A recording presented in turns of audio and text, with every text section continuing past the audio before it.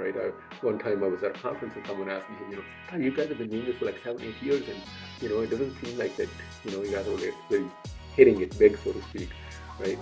And I was like, "Yeah, I know, but I'm convinced that the mechanics of the current system are broken." And God bless those people who stayed with us. Honestly, I think when I look back at the things we must have put them through, Yeah. I almost shudder at it, because half the time the app would crash or this would happen. Welcome to the Build Podcast, the show where we talk to the people building Detroit from the ground up. From startups and small businesses to community movements and big ideas, Detroit has always been a city that runs on the strength of its people. I'm your host, Aisha Qureshi, a fellow builder. Let's get into it. All right, so on today's episode, we are talking with Jawad Arshad. He is the founder and CEO of Wow Health. He is also a board-certified emergency medicine physician. And I'm delighted to welcome him and share a little bit about his story. So welcome. Thank you so much, Aisha. I really appreciate the opportunity. We should talk a little bit about how we know each other, because I think one of the things about Detroit's ecosystem that is so unique to me is the power of networking. And so I go to a lot of events in the city, but that's not actually how we met. We met through a group for Muslim business owners called AMCOB, Allied Muslim Chamber of Businesses. I'm the Detroit ambassador for it. It's a group for Muslim business owners where basically the whole goal is to grow each other personally and professionally. And so that's basically how we met. Jawad is a member and so am I. And he's a busy guy. He hasn't made any of our quarterly dinners, but I'm trying to get him to. And I'm looking forward to each one. The food is always so good. And the networking too, right? Like building the community and just meeting different people and stuff. So that's how we met. And I thank you so much for being willing to chat. No, absolutely. And it's my pleasure again to be here and to really kind of think about the entrepreneur story, which I think is really important to tell. Yeah. Especially as hopefully more people listen, they kind of see that, there are a lot of ways that I think we can give back to our communities. Yeah. Entrepreneurship, in my opinion, is one of them. I agree. And for you, so you went to med school in New York, correct? And tell us about that journey, like leading up to what made you want to be a doctor. And yeah, so so we're originally from Pakistan, so sort of the Southeast Asian story, right? Like half of the people in our family are doctors. Same. And so it was. So I did my high school in New York City, and then I did my undergrad in Boston. And then it's a bit of an expectation almost. I always say that, like, when I got into medical school, it wasn't as much joy as relief, perhaps. Okay. Like that expectation was met. The expectation was there, and like, okay, well, you got there, right? And then medical school was what it is. Back in the late 90s when I went, 97, right? Medical school was very sort of regimented. You had 2 years of sort of classes, and you weren't really exposed to the clinical arena. Mm-hmm. But what that meant is you had kind of reached a bit of a goal, and so now you could spend time making friendships. And so I had some amazing friends, which I still are some of my best friends from medical school. Right? Yeah. And then when you're coming out, now you're thinking, what's next, right? Yeah. Because there's always next. And so then emergency medicine really spoke to me because I liked the fast pace of it, the sort of the mix of sort of medicine, so talking to the patient as well as some procedures, right, that are there for you to be able to do. And really, I think sort of the quick fix and really spoke to me. Yeah. Right. The stop the bleeding, like literally. Yeah, exactly, right, and then kind of move on. So that's how I ended up in Michigan, because I came here for my residency at Henry Ford. Okay. And I've been there since. Yeah, we're glad you stayed. And I actually, when I prep for the show, I always look up our guests and do a lot of research. And you have very good reviews, so your patients love you. Yeah, thank you. And how long were you in medicine until you made the entrepreneurial leap? Like, what kind of sparked that bug for you? Yeah, so when I finished residency at Henry Ford, one of the really nice things that I think I was exposed to is non-clinical exposure. Mm-hmm. So I was sort of part of some leadership things, and I was director of emergency services for the new West Bloomfield Hospital, which was new at the time. It's in 2009, 2010 timeframe.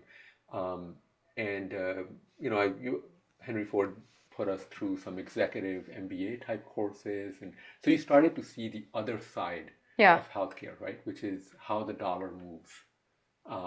And so I was really interested in that as well.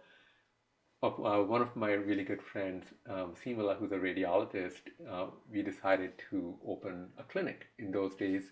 And this is like what 2000 maybe 12 time frame, Okay. right? 13 urgent cares were popping up everywhere, right? Yeah. So we're like, oh, we should open up an urgent care. We'll be our quote unquote our own bosses, and we had some really lofty ideas about how we wanted to run that clinical arena. Mm-hmm.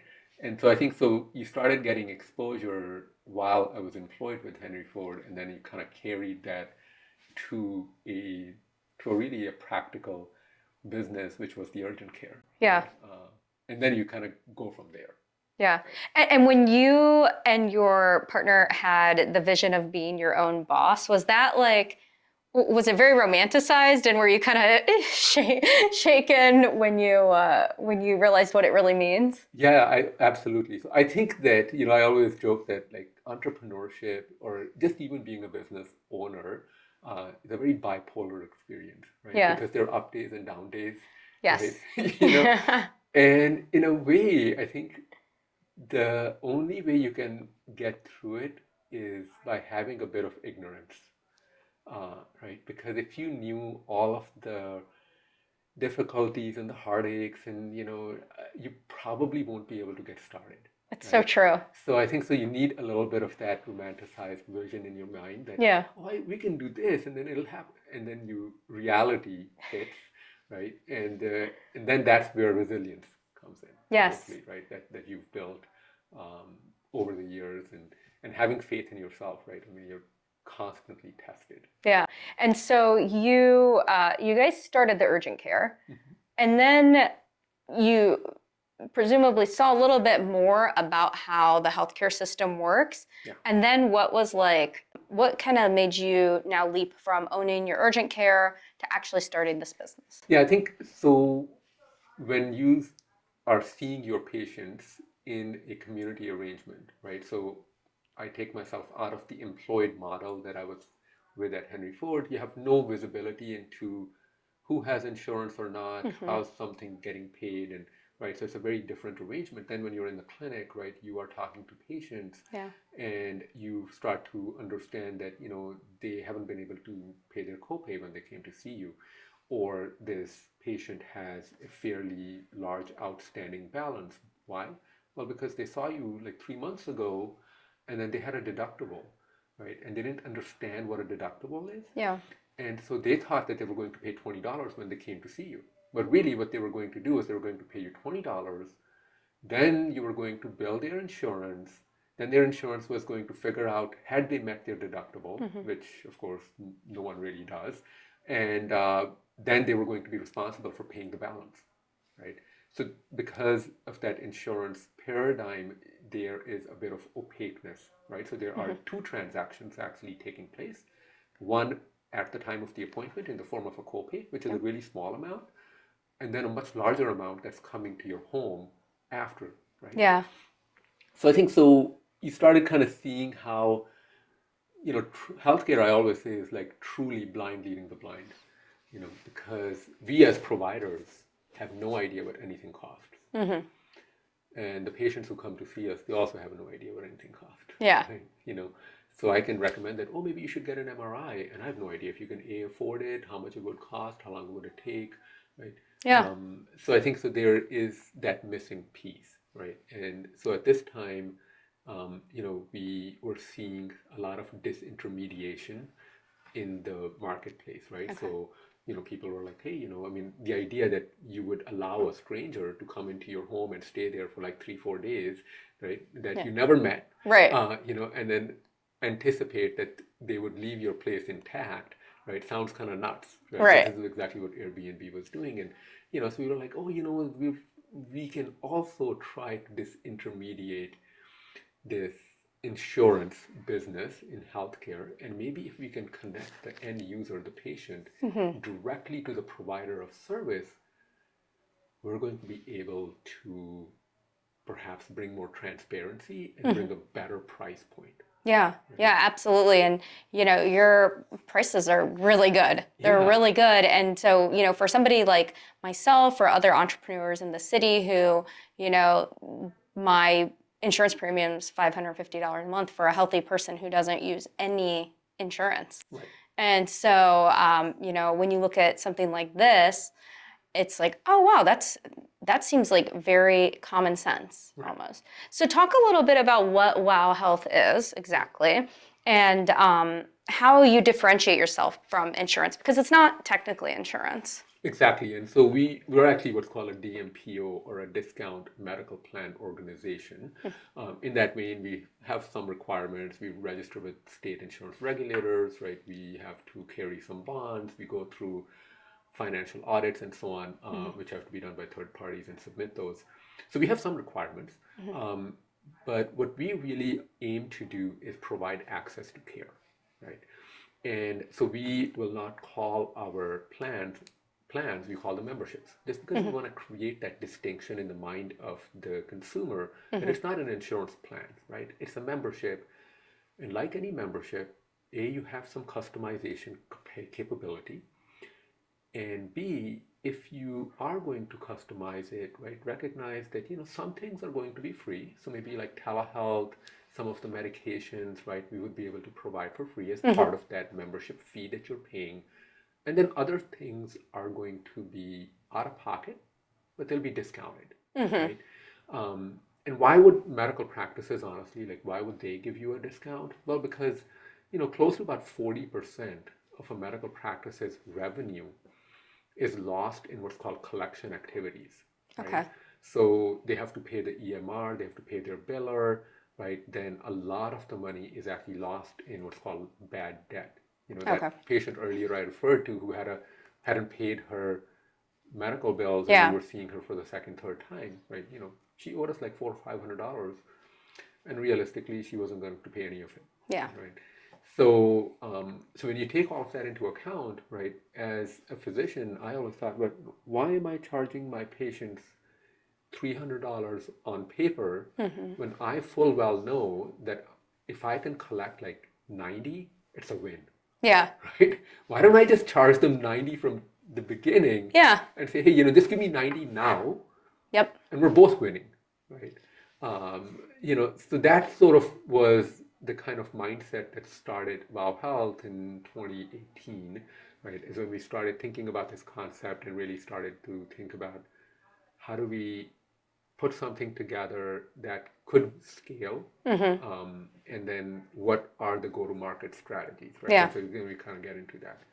Um, but I think, one of the things that we want everyone to recognize is that you are a consumer, and healthcare technically should be no different than anything else, right? You would never buy a TV without knowing how much it costs or who the maker is, or, Yes. then why would you like just pay a bunch of money for an insurance plan that you have no idea when you need to use it, if and how much is that Right. going to still end up costing you? Yeah.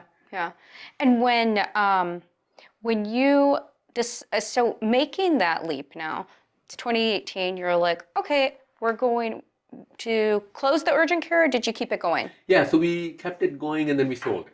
Okay, okay. And was that a hard move? Because I would imagine going from, a good salary as an ER physician to making good money, running an urgent care, and then selling it. Was it scary to start this? Like, what were you feeling at the time? Yeah, I think again, I kind of go back to a bit of ignorance is bliss, Okay. because I think that a lot of the things that you ended up doing, that I ended up doing, were just sort of, it'll be okay, right? And a bit of ignorance. Although I am also very lucky in the sense that my field, right, is Yeah. one where always kept my hospital privileges. So I Okay. was Yeah. always able to, it's shift work, right? I don't have a practice. Yeah. So if I need to, or if I want, I can always go and work, in the ER, Yeah. right, and get paid, quote unquote, my salary or my Per diem per sort of diem work. kind of thing, Okay. right? So I continued doing that, which really was a huge help Yeah. throughout this journey, right? Because, we have kids and right, they're going to school, so it's not like, you can like. But I think when you're an entrepreneur, when you're in your 20s, It's different. right, it's different than when you're in your 40s, Right. right? Or you have people like a yeah, wife or kids who rely on you. right, and that Yeah. there's a household that needs to be run. Exactly. So I think so. I was very lucky. If I was not an emergency physician, if I had a clinic-based practice, I think all of these transitions would have been really difficult. Yeah. Yeah.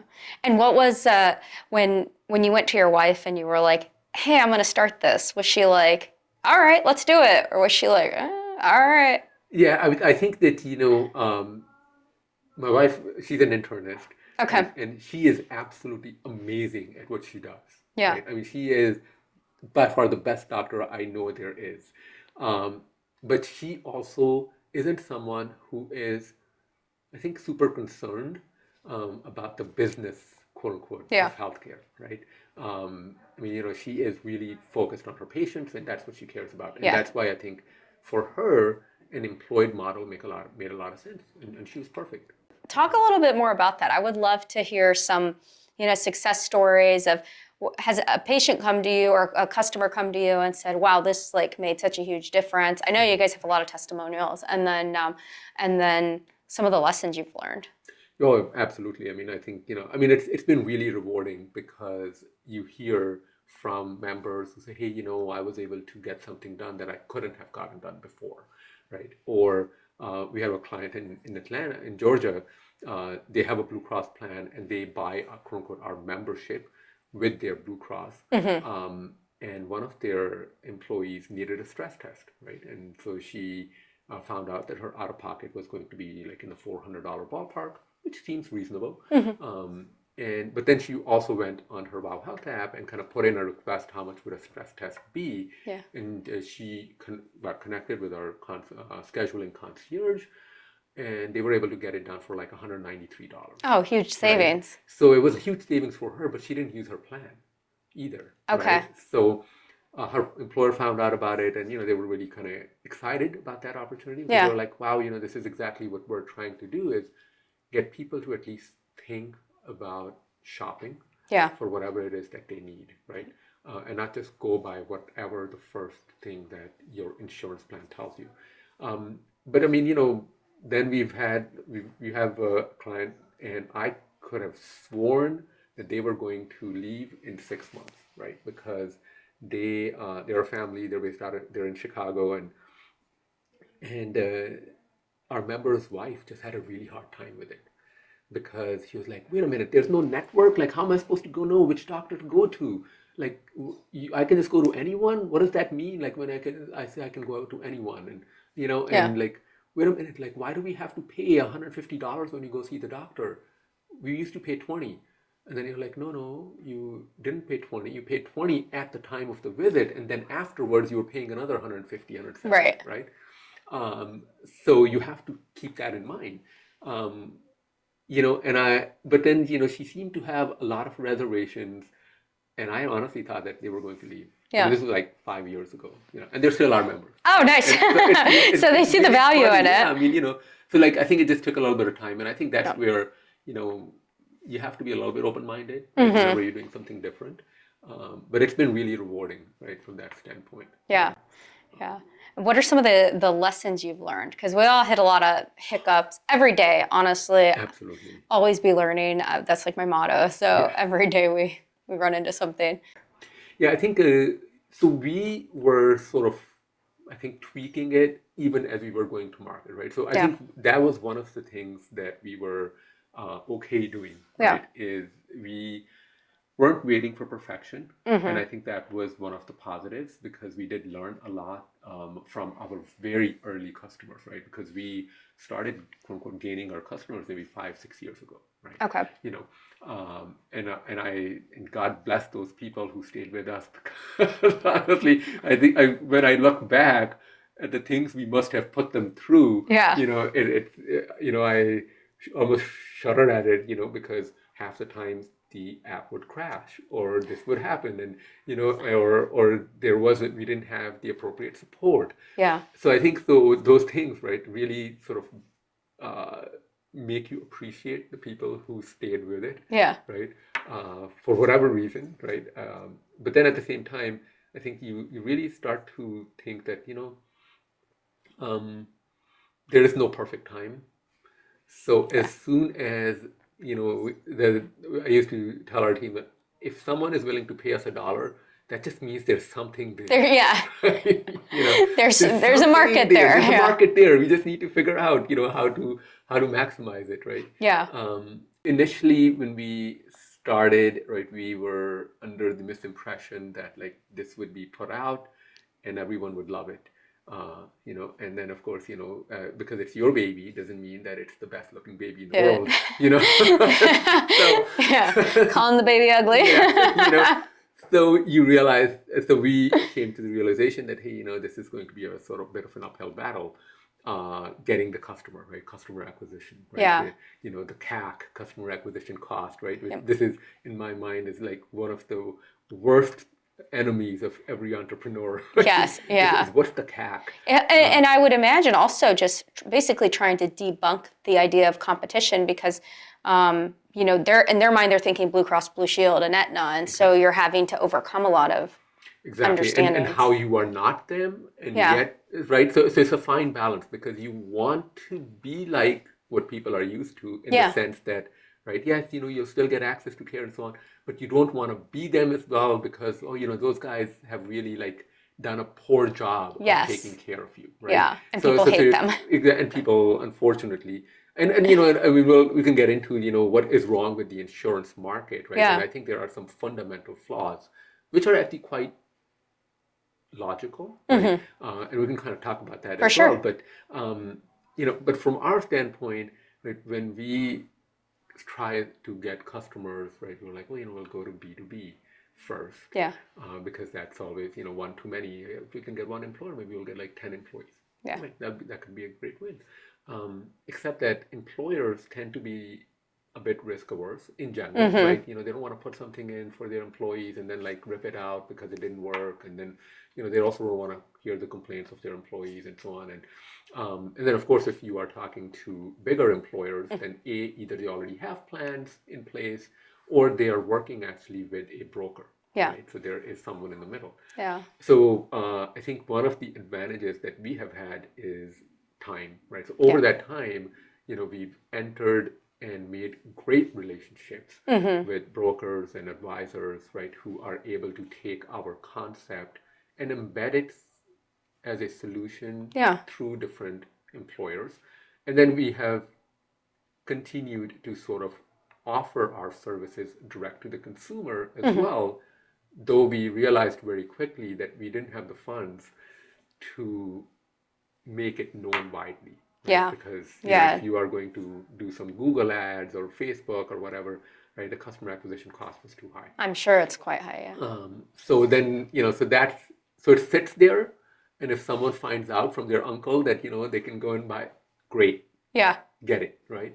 But we don't put any marketing dollars behind it. I Yeah. think we've really kind of stuck to the B2B as that vertical side. Yeah. But it seems like you found like a sweet spot in the QSR kind of vertical. Exactly. And then everything is a plus minus. Yeah. Right? There's nothing in life that is all nirvana. So we found that the QSR groups are great, but they also come and go very quickly. Yes. Right? Yeah. A lot of turnover. A lot of turnover. So that created another challenge, right? So then you start thinking about how do we kind of navigate that problem? Right? Yeah. So every solution begets a new problem. Yes. So when you were navigating that, how did you approach it? Like, what are some of the problem-solving techniques that you used? Yeah, I think there are a couple of things that are super important, and this kind of dovetails back to the earlier comment, right?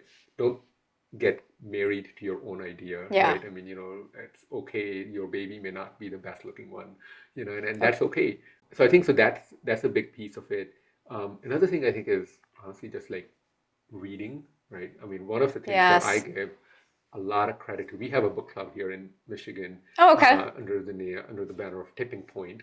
and I think that that group, which has been around since 2002, 3, Okay. 2003, I think, um, it just such varied conversations Yeah. and just different perspectives, and then reading, right? Not Yeah. everything that is written needs to be taken, Yeah. but at least, I always tell my kids, like, the ultimate sign of maturity is to hold two opposing ideas Yep. in your mind and see validity in both of them, Mm-hmm. right? Because it's not like nothing in life, honestly, is like all that black and white, Right. right? Life Yep. is like 99% gray. A hundred There's percent. like Yeah. 1% 100%. is like, maybe black and white, right? And then Yeah. you have, these are my red lines, but otherwise, everything else is gray, right? Yeah. It's just like, how gray? Yeah. Yeah. I mean, the diversity of thought Yeah, and surrounding yourself with people who might think differently right.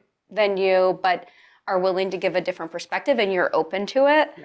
Yeah, that's huge. I find in general, people are actually really generous, right? I I mean, found that too. And yeah, I feel like kind of like what you said earlier, like if you put good out, good comes back. exactly. I'm really big on that. And I agree. I think people are inherently good and generous. Yeah, and so if you like, if you try to hide everything, right, and you try to hide behind walls, you're not going to be, and I think it's okay to be vulnerable, right? Yeah. And to say, you know what, we're having this problem, we're not exactly sure how to solve it. And someone Yes. will say, oh, what about this?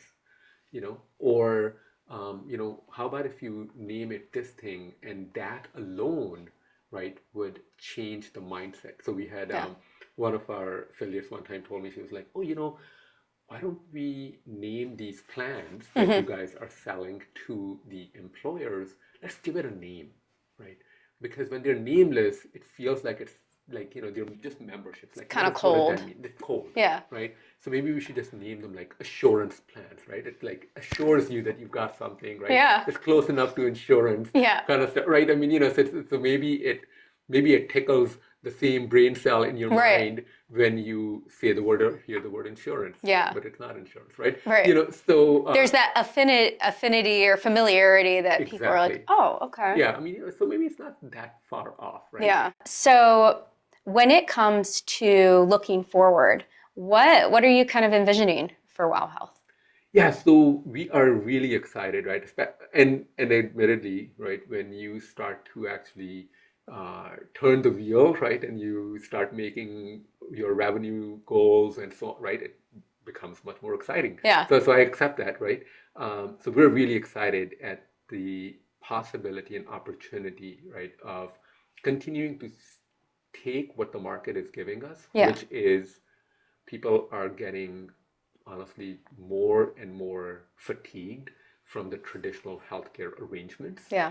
And I think that you are seeing more and more people open to the ideas of alternate, right? And then for, God forbid, anything major that happens, if you end up in the hospital, if you need surgery, if you have a heart attack, God forbid, right? You Mm-hmm. end up with cancer, God forbid, right?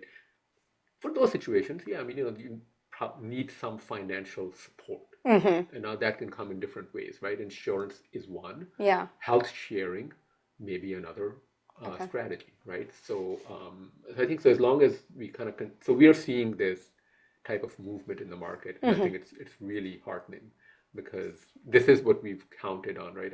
One time I was at a conference and someone asked me, hey, God, you guys have been doing this for like 7, 8 years, and it doesn't seem like that, you guys are really hitting it big, so to speak, right? And I was like, yeah, I know, but I'm convinced that the mechanics of the current system are broken, Yeah. right? So there are a lot of levers that are artificially keeping the system propped up, Mm-hmm. right? Government subsidies, in my opinion, is part of that effort, right, to Mm-hmm. keep up a broken system. But eventually, logically, right, market forces will always overcome everything, Yeah. right? So there will come a point, and it wasn't there maybe 4 years ago, maybe it's not even there today entirely. Mm-hmm. But we can't keep the system up just by having artificial band-aids put on Yeah. and not address the systemic problems. Yeah. Absolutely. That makes sense. Um, so you moved here from New York Yeah. and you decided to stay in Michigan. You're building in Michigan. Um, You're going to stay in Michigan. Of course. What was it about this ecosystem that made you think this was the right place? Like Detroit is the place to build. What made you feel that way? Yeah, so initially it was my wife. Okay. I always joke Smart that, woman. Yeah, I always say, look, you never know where you're from until you get married, and then you know. So I think so that was, I mean, clearly we have an amazing community in Michigan. Just not only the Muslim community, but just the multiculturalism of Absolutely. Southeast Detroit, and then of course over the past 15 years, the revival of downtown Detroit, Yeah. right? I think has been an amazing story as well. And then there isn't honestly anything there, in my opinion, that you would say, oh, I need to go to the Silicon Valley, or I need to go to New York, or, to make this work. Yeah. If anything, I think one of the things you need to be at least aware of as an entrepreneur is that when you go to these really active ecosystems, one of the problems is that everyone is doing something and you feel like you're not doing enough. Yeah. Right? So you are not patient with what you have. That's a great and point. You may keep iterating, not realizing that you actually may have passed what was going to sell Yeah. like 5 iterations ago. Yeah. If you just had given it time, if you just stuck with it, it would have been okay. But because of this, this Move fast and break things, and angst of like I'm falling behind. Yeah. I heard about this company and now they're doing this thing AI, and we hear about these things all the time, and and in my position is great for them. Yeah. Right. We wish them luck and we hope that they do really well. Yeah. Right. This is what we're doing. I like that. The confidence, I think. The confidence to, move forward with your vision, what has been proven, but then also, being open to new ideas. So Yeah, I think absolutely. that's awesome. Absolutely. We usually wrap every episode by saying, having you finish the sentence, Detroit is. So I want you to finish the sentence, Detroit is. Yes. I mean, I think Detroit is unexpected, right? But I think when you actually come to Detroit and you actually kind of see the vibrancy of the town, right? We're not that far from Ann Arbor, which is another little area of vibrancy. Yeah. Right? And then in between those two, we have communities, right, who are thriving in their own ways, right? Yeah. And they're so accepting, and I think that's another unexpected thing about Detroit. People don't appreciate, in my mind, how regardless of, if you're from Africa or if you are from the South or if you're coming from California, Yeah. right, that you can find your niche, right? Oh, for sure. And you'll get accepted into a group, Yeah. right? Whatever that group may be. So I think so that's sort of is one of the vibes of Detroit. Nothing is perfect. Of course not. And I think that I can say that I mean I did my undergrad in Boston and high school, so I love the big city. Yeah. But then and thankfully my wife does as well, and so we'll go to New York every now and then, and but then you think, well, like, I don't know if I can live there though, because gosh, parking is such a giant hassle. Yeah. And they got 18 inches of snow yesterday. Right, exactly. Although I don't know. That's it for this episode of The Build. If you enjoyed the conversation, follow the show, like, and share it with someone who's building something of their own. And if there's somebody you think we need to talk to, send us a message and we'd love to connect.